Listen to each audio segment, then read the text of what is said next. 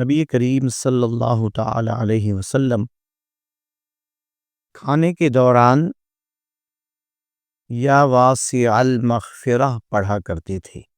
اسی طرح نبی کریم صلی اللہ تعالی علیہ وسلم 3 انگلیوں کے ساتھ کھانا تناول فرماتے۔ اسی طرح کھانے کے بعد انگلیوں کو چاٹ لیا کرتے۔ آقا مدینے والے مصطفیٰ صلی اللہ تعالی علیہ وسلم کھانے کے دوران اگر کسی کو کوئی چیز دینا چاہتے تو دائیں طرف بیٹھے ہوئے شخص کو دیتے، اگرچہ بائیں طرف بیٹھا ہوا شخص کتنا ہی بزرگ کیوں نہ ہو۔ نبی کریم صلی اللہ تعالی علیہ وسلم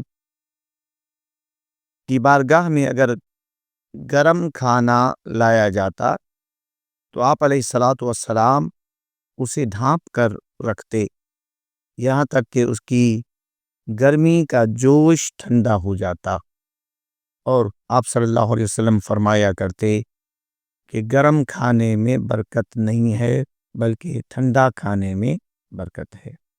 نبی کریم علیہ الصلاۃ والسلام سے کھانے کے دوران جوتے اتار لینا بھی منقول ہے۔ اسی طرح آپ صلی اللہ علیہ وسلم کھانے کے بعد پانی نہیں پیا کرتے تھے۔ حکماء کہتے ہیں کہ اس میں بیماری ہے۔